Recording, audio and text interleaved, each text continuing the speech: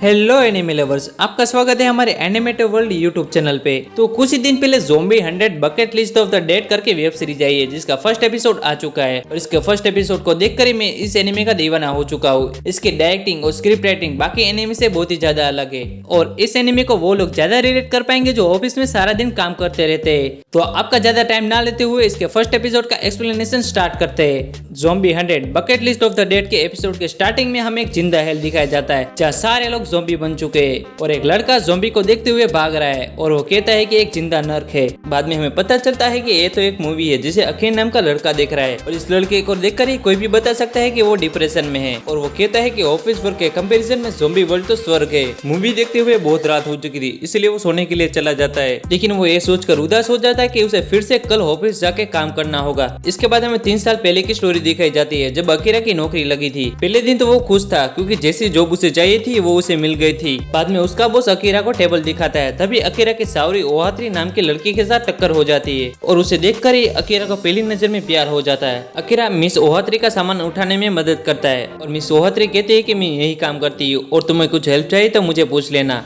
बाद में office worker Akira के आने की खुशी में बार में पार्टी करते, जहाँ ऑफिस वर्कर अकीरा को ये पूछते कि तुम्हारी कोई गर्लफ्रेंड थी कि नहीं। तब अकीरा कहता है कि वो पढ़ाकू बच्चा था और वो कहता है कि मैं स्पोर्टमैन भी था। और उसी बार में हमें मिस ओहात्री भी दिखती है और अकीरा मन में सोचने लगता है कि सावरी कितनी क्यूट है और वो मेरी टाइप की है। बाद में वो कहता है कि मैं हार्डवर्क करूंगा और सावरी को इम्प्रेस करके रहूंगा। इसके बाद सभी वर्कर्स घर जाने के बजाय ऑफिस में फिर से काम करने के लिए चले जाते हैं। एंड पहले ही दिन अकीरा को समझ में नहीं आ रहा था कि ऑफिस में चल क्या रहा है। पूरी रात काम करने के बाद भी वो घर नहीं जा पा रहा था क्योंकि ऑफिस में काम ही इतना था और कॉन्स्टेंटली 2 दिनों तक काम करने के बाद वो घर पे गया और सो गया। एंड कुछ ही घंटों के बाद सुबह हो गई। अकीरा फिर से ऑफिस में नहीं जाना चाहता था, लेकिन वो फिर से अपने आप को मोटिवेट करता है। अकीरा ऑफिस में एकदम टांसू वाली एंट्री मारता है और वो ऑफिस के बारे में बताने लगता है। ऑफिस में सबको वेकेशन छुट्टी दी जाती है, लेकिन उसे कोई नहीं लेता। सब लोग 200-200 घंटे काम करते हैं और यहीं तक कि घर भी नहीं जाते। ऑफिस वर्कर्स डिनर करने के बजाय कोल्ड ड्रिंक और चिप्स जैसी चीजें खा के काम चलाते हैं। उनको ओवर टाइम का पैसा टाइम से नहीं मिलता और उनकी ऑफिस में खड़ूस बॉस है जिसे बिना पूछे कुछ कर दो तो वो गुस्सा हो जाता है और उसकी डांट सुनकर ही एक एम्प्लॉय रोते रोते हुए बाहर निकल जाती है। इसके बाद हमें दूसरे साल की स्टोरी दिखाई जाती है जहाँ अकीरा काम में इतना खो गया है कि उसे पता ही नहीं था कि वो लास्ट टाइम नहाया कब था।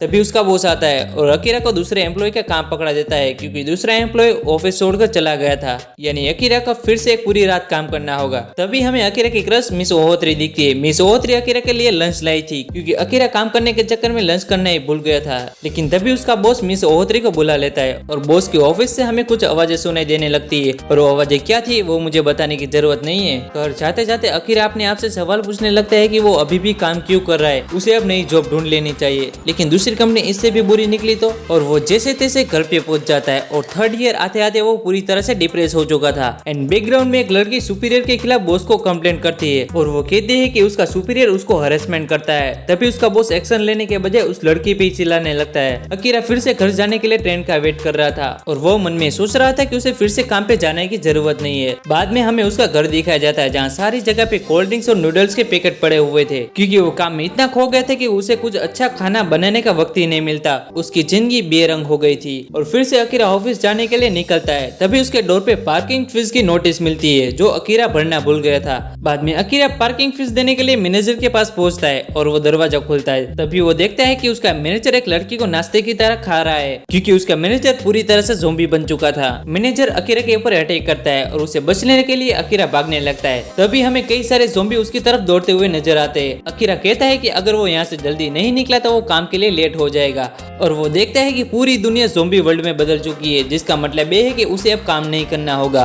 और वो इतना खुश था कि उसकी खुशी की आवाज पूरे गैलेक्सी में सुनाई देती है। एंड अकीरा ज़ॉम्बी से बचते हुए बिल्डिंग से जंप लगा देता है एंड सेफ लैंडिंग करता है। बाद में अकीरा ज़ॉम्बी से बचते बचते हुए वो कहता है कि कल ही मैंने दुनिया को ब्लैक एंड व्हाइट में देखा था, लेकिन आज दुनिया में ब्लू स्काई, हरे भरे पेड़ और ब्राइट रेड ब्लड है। अकीरा ऑफिस के वर्क में भूल ही गए थे कि दुनिया कितनी कलरफुल है और वो फिर से हैप्पी था कि आज उसे काम पे नहीं जाना पड़ेगा। अकीरा बिल्डिंग की छत पे आके सो जाता है और वो सोचने सोचने लगता है कि अब उसे क्या क्या करना चाहिए और तभी उसे मिस ओहोत्री के बारे में याद आता है और वो प्रार्थना करने लगता है कि वो ठीक हो और जो भी कुछ हो जाए वो मिस ओहोत्री को बचा के रहेगा। एंड फुल एक्शन में बाइक साइकिल लेकर मिस ओहोत्री के अपार्टमेंट की तरफ जाने लगता है और जैसे मिस ओहोत्री के घर पे पहुंचता है तब वो पहले तो शर्माता है लेकिन बाद में डोर ओपन करता है और डोर ओपन करते ही अकेरा के सामने उसका बॉस खड़ा था जो ज़ॉम्बी बन चुका था और वो शायद मिस ओहोत्री के साथ रात बिताने आया होगा। अब आपको पता चल ही गया होगा कि ऑफिस के अंदर वो आवाज किसकी थी। इसके बाद अकीरा अपने बॉस को कहता है कि मुझे आपको कुछ बताना है, मैंने ऑफिस में बहुत ही काम किया है, इसकी वजह से मैं भूल ही गया था कि एक इंसान की तरह जीना कैसा होता है और मुझे भी नहीं पता मैं इतने टाइम से काम क्यों कर रहा था, लेकिन अब मैं इस जॉब से रिजाइन करता हूँ। और अकीरा ये कहते हुए अपने बॉस को बिल्डिंग से नीचे फेंक देता है। एंड तभी हमें मिस ओहोत्री भी दिखाई जाती है जो पूरी तरह से ज़ॉम्बी में ट्रांसफॉर्म हो चुकी है। उसके सामने अकीरा अपने प्यार को कन्फेस करता है। वो कहता है कि मैंने काम के पहले ही दिन जब आपको देखा था तब से लेकर अब तक मैं आपसे प्यार करता हूँ, सो मिस ओहोत्री आई लव यू। और इसके कुछ सेकंड बाद मिस ओहोत्री उसके ऊपर अटैक करने के लिए दौड़ती है। अकीरा अपने फर्स्ट लव को गुड बाय कह के भाग जाता है। बाद में वो एक आराम सी जगह पे बैठता है और वो सोचने लगता है कि मैं कल भी ज़ॉम्बी बन सकता हूँ और 60 साल के बाद भी ज़ॉम्बी बन सकता हूँ, इसलिए उसके पास ज्यादा टाइम नहीं होगा सारे बकेट विश पूरी करने के लिए। इसलिए वो एक स्टोर पे जाता है जहाँ पेन और पेपर लेता है और वो बकेट लिस्ट में 100 ऐसी चीजें लिखता है जो उसे पूरी करनी है ज़ॉम्बी बनने से पहले। और ये एपिसोड यहीं खत्म हो जाता है। और हाँ, इसके सेकंड एपिसोड का भी मैं जल्दी एक्सप्लेनेशन करूंगा। और आपको क्या लगता है आखिर आपने बकेट लिस्ट पूरी कर पाएगा और उसकी बकेट लिस्ट में कौन कौन सी चीजें होगी? और ये जानना है तो हमारे इस चैनल को सब्सक्राइब कर दीजिए। और मैं जल्दी नारुतो और डेथ नोट का सारा एपिसोड का एक्सप्लेन करने वाला हूँ, तो मुझे कमेंट में बताना कि आपको किसमें इंटरेस्ट है।